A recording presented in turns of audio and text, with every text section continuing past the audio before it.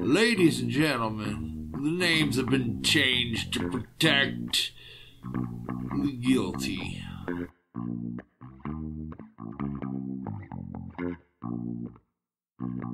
Yeah, I'll bet between the three of us, we share the travel sense the good Lord gave a cantaloupe. I mean, for starters, who else would set sail much past the horizon in a $300 mechanic special, let alone start crossing county lines? The girl's sole intention must be to get stranded somewhere and make things awkward between me and my folks. I'm telling you, Gretchen has an unbelievable relationship with situational awareness and realism. We would have a problem pulling together a grand, just the three of us. Yet she's hell-bent on peeling back boundaries and pushing the limits of life against six brittle cylinders. The truth is that this formal marvel really has no business off the peninsula, but we have places to go. Of course, our fourth passenger, Darwin, chooses job and responsibilities over throwing it all away to tag along with the likes of us. He's much too classy, a little too cool for the room, if you catch my drift. Thank God, too, that he pitched in like he was supposed to. Gretchen had us skirting down the entire west coast of Tijuana. We're all supposed to go down there and, I don't know, spit in old Montezuma's eye for spring break. Allegedly, you're supposed to be able to drink tequila legally before the age of 21. But, quite frankly, I'm just following the pussy. You can't tell me if we went down there, like she mainly wants, the Mexicans down there would be that eager to contribute to the delinquency of a bunch of high school hooligans. Except that she's not exactly in high school. All I know about old Mexico is the shithole they depict watching the Young Gunses in Tombstone. They could rob us, perhaps. Moot point because it never happens. I'm not given the choice to opt out either. Well, my parents tell me under no circumstances are you even allowed to entertain this idea. The girl that controls my penis is still making plans. See, she has ideas that are in stark contrast to the ideas that belong to those who birthed, sheltered, fed, clothed, and protected me, often against myself. It's a battle of wills, and I'm the stupid trophy. You know how they say the quickest way to a man's heart is through his stomach? Well, we all know that's bullshit. Command that same boy's seed for any length of time, and watch how quickly you can control him like a puppet. If I do everything she says, I'll continue to get laid. My parents don't want me to go on this trip because they're grounded in reality, and it has needless disaster written all over it. I need to go on this conquest because my testicles aren't willing to stray more than a day and a half from their mistress, who's going regardless. Besides, my running mate O is going. O and I go everywhere together. With him in the mix, things are bound to stay interesting. Now, we've already suggested why I'm following her like Gollum attached to the ring. I don't know what she had over him that he'd want to go, except that it's with me.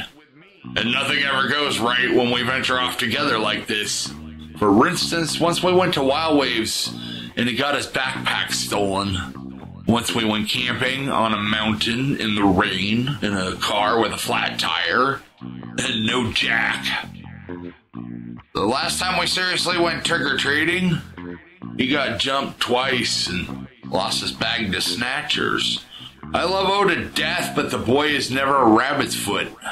The very fact that he's so eager and able to make this pilgrimage with me should raise flags. But if you let that skate, the next detail might turn your head. There's a certain Scottish play written by William Shakespeare. Oh, how I toil with trouble whether to invoke the name, even for the sake of the story. It's rumored to carry an active curse. O and I are saddled with presenting it to our third-year drama class together after vacation. Between our luck, the witchcraft, and the shady car, what can go wrong? In the end, I found it easier to lie to my mom on a church-going Sunday than ruffle my girlfriend's feathers. An opportunity has opened up. All of us are going to the forestry service to volunteer somewhere for that very same weekend that this other completely unrelated deal that I'm not participating in is going on. Blah, blah, blah. Remember, O is an Eagle Scout. With reluctant permission granted, Gretchen, O, and I do the most logical thing we could think of. We shovel ourselves in, for reasons unbeknownst to me, half of our crap into my very first car I own. My 1976 Pontiac Sunbird. Sorry, you're right, half own. Lady Macbeth over there insisted on being half owner as well, and as we've already discussed, I'm a hormone-driven teenager. I'll look back on her as an adult, I'm sure, and realize the game she played. The girl knows what she's doing. This trip will probably be the beginning of the end of our relationship, but it won't be our last or strangest road trip we'll ever share together. Between Gretchen, O, and I, guess who has the only valid driver's license? Same chump relegated most miles to the back seat, where one has to sit sideways throwing feet over the mountain of clutter we're apparently bringing to Mohammed. It's a mound deemed worthy of taking the actual rear left passenger seat cushion out from behind the driver. It's not enough that we strand ourselves. We evidently need to lose belongings as well. What doesn't sit between my heel and the floorboards, or trunk, resides in an escargot luggage carrier strapped to the roof. The car topper isn't compatible either, since I don't have a roof rack. It's kind of like trying to put a backpack on a dog. What? How bad is the paint job on this particular mutt? You got me. It's horrible. The flat black isn't spread evenly. Beads of paint rolled down and dried in places. She colored over dirt. Picture a dripping bumblebee. See? It was weather-faded yellow before we decided to improve. This chick is always looking for ways to improve. A pizza box duct taped to the sunroof. That was also her innovation. Except that she blames me for breaking the original piece, even though it left her hands. She waited until I hit a pretty good clip going down Mullinex Road before she popped the glass off its hinges through that rectangular hole in the ceiling. Thump. The very next time we saw the thing, it was on the side of the road and shattered into a million pieces. Puzzle Master's wet dream. Well, if you weren't so busy ogling my knockers, maybe you could steer straight. It caught the wind because I inadvertently jerked the wheel, slightly acknowledging her, and it took off like an airplane wing. This is my first car. My odometer might work, but my speedometer sure doesn't. You learn to quickly gauge how fast you're going by factoring gear, the tack, and the flow of traffic. This is especially exciting when crossing paths with a Smoky, with a radar gun alone. The cassette deck presents itself in low-resolution warble, but Nirvana's heart-shaped box and Pearl Jam 10 run loops regardless. Me? No, I've always been a little partial to Collective Soul and Soul Asylum. We listen to a lot of her music.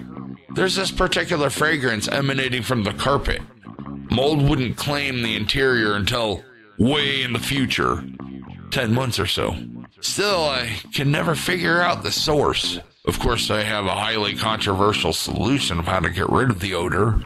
Unfortunately, I'll turn to it shortly after this episode, but again, that's off in the future. Say what you will about stale cigarette smoke. It might not smell the rosiest, but it would trample a scent like this in its infancy. I imagine a pair of racing slicks would have more tread depth than what we're spinning, but I probably show more radial wires. We're boogieing through mountains and braving terrain most would opt to chain up for, and this is only the first day. The 9th day would catch both O and I walking along the shoulder of an Oregon stretch of US 101, disgusted. Toes curled and asses clenched. There will possibly be a good 10 minutes during this time where I believe I'm about to hike the entire almost 400 miles home. I'd like to paint the picture a little more dramatic, like we're leaving a smoking crater or something. Gretchen and the car are long gone. Oh, and I had to leave them 600 miles ago. We were on a Greyhound and heading north up until 2 hours ago. The coach stopped in Coos Bay, Oregon, right in front of the Tioga Hotel. and the driver suggested lunch.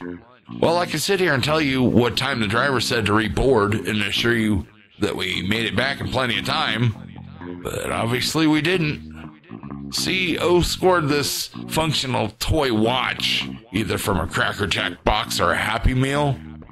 Believe it or not, it does keep accurate time. We were just stood up. Few things in this world compare to stories come up with and experiences earned when you pack your bestie and your breastie in the same car and take that inaugural road trip. I remember being caught by O's stepmom one night, pegging his window with pennies, trying to finalize plans. You know I can't wait until morning. We skipped last Friday for no particular reason, but to possibly rub in our voyage to our classmates. Make with the hero's departure, ladies and gentlemen. Gretchen must have had us following 395, because we went through Echo, Oregon that first night. She never would let me look at the map. Meanwhile, the clutch slowly burns out. I could smell it from the pitch seat. We discover a settlement along a dirt road somewhere and end up offering an RV park, James Monroe, to pitch a 4-man in their front yard. Well, the tent is technically a 4-man, but between Gretchen, Witch Woman of the Woods, and yours truly, we easily take up all 4 men. O had his own tent, but not that night. $5 for lodging only gets you so far. Well, the good news is none of us froze that night. It dipped from slightly below burr degrees to grr sometime during the morning. Good thing the fire marshal turned a blind eye, if you catch my drift. The tent was a little over maximum occupancy, which is code for having to score in the restroom. Upon driving deeper into Oregon the next day, O discovered the steering wheel tilt. He's a rookie straight out of the box. He starts to get more curious about the telescopics and so forth, and paying less attention to the road. After discovering our path was straight for a green road sign, he basically S-curved it over correcting. All of a sudden, the dog took the backpack loose. For a precious 3 or 4 seconds, all we could hear in the car was the strap slap before a deafening silence. I see the car topper slid across the pavement like a hockey puck across the ice, and to come to rest perhaps 50 yards behind us. He continues to torture my clutch and kills it in the middle of a 3-lane highway. With his glasses askew and Goldilocks distraught, he decided to abandon ship and sprint towards the castaway, arms flailing to drive the point across. I'm pretty sure that's how people get killed out here. This is about the time I've had enough and reclaimed the driver's seat. We even managed to tie the runner to the finish line. And this time, when we strap this bad boy back on, we also used about a half a roll of duct tape. That night we spent in a dive somewhere in the vicinity of Circus Circus. I was able to wrangle the room for $30. Mentioned nothing about O, so he became invisible. Gretchen and I took a walk and took a long, hard look at a wedding chapel. We pussied out. I got cold feet. Reno to Carson City the next day, where we would visit one of Gretchen's terminally ill relatives. The lady would never make it through the week either. Monday's travel was wasted by weather. Even though we racked a couple 100 miles on the odometer, the Donner Party kept us at bay. We ended up back in Carson City with Zelda from Pet Sematary. Tuesday, April 2nd, 1996 was a turning point. We were able to make San Mateo State Park and pitch both tents and enjoy a little beach action. Wednesday hits like a hurricane. Between losing a rear on Bonnie Doon and losing a clutch in Santa Cruz, what can go right? We broke down visiting someone else from Gretchen's camp. I suppose this is how we know it was all my idea. A nice gentleman who's fighting AIDS in a time when that's a death sentence. His entourage was something else. I strongly believe they must all be infected. He has a roommate with severe brain trauma. He'd been declared dead over taking 30 hits of acid. Ever since, it takes him sometimes over an hour to translate the simplest idea. Don't ask him how it's going when he's cooking bacon. He's liable to burn the place down, standing there scratching his noggin. Then there's this little character, a flamboyant elf that wears Grandma B's glasses, as a matter of fact, as if he were wearing aviators. He's a friendly fellow who believes the world is coming to an end in the year 2000. He'll be lucky to see 99. He shared his interest in brain surgery and let us in on a secret. He's going to perform his first procedure before the end of the millennium. Then, as polite as could be, this fella hopped right into my engine under the hood and started poking around like he knew something about cars. It turned out he knew as much about auto mechanics as he does brain surgery. Think Gary Ridgway, but shorter and a pinch more creep factor. Wednesday, O and I borrowed our host's Mercedes and proceeded to haul ass the 120-mile round trip to San Mateo and back. We almost reached triple digits on that working speedometer along the drive. The song December from Collective Soul forever etched that moment because it came over the radio. Oh, riding shotgun, and we're Starsky and hutching it down a dip, damn near going airborne. Stomachs lift. Him and I go everywhere together. We're running mates for life at this point. On Friday, day 8, O and I board a Greyhound bound for Seattle. We didn't have enough money to send everybody home, and O and I need to complete senior year. So we board a bus and make our way, still toting around that evil play script. I'm trying to come up with a cover story. If I'm not careful here, the wicked web I have woven is about to collapse on my ass. There is still hope. O looks at me with that gleam in his specs. I can't tell if he's disgusted with me or squeezing one off under his blanket. This is a long ride, and all I can think of is she left me. Armed ninjas jacking my car and leaving me for dead might draw undue attention. My cover story is she's a bitch and left us. That's all I can come up with. The ride was sporadic all night, and then we reached Coos Bay. We really should have stayed on the bus while everyone helped themselves. No, I wanted to stretch a leg, and O was game, so we wound up stranded, looking down at an empty plot with nothing but an oil slick to mark its path. Well, I'm sure if you caught a taxi, we could have them wait for you in Reedsport. Well, sign me up for that, because I'm about to get grounded. I fucked up so horribly, I may never be able to return home again. I's as paranoid as O's with his car topper incident. Why, certainly. The clerk lady hails the cab and even pays the difference to cover the 37 miles. By the time we reached the Safeway in Reedsport, man, that bus never even slowed down. Sorry about your luck, Chuck.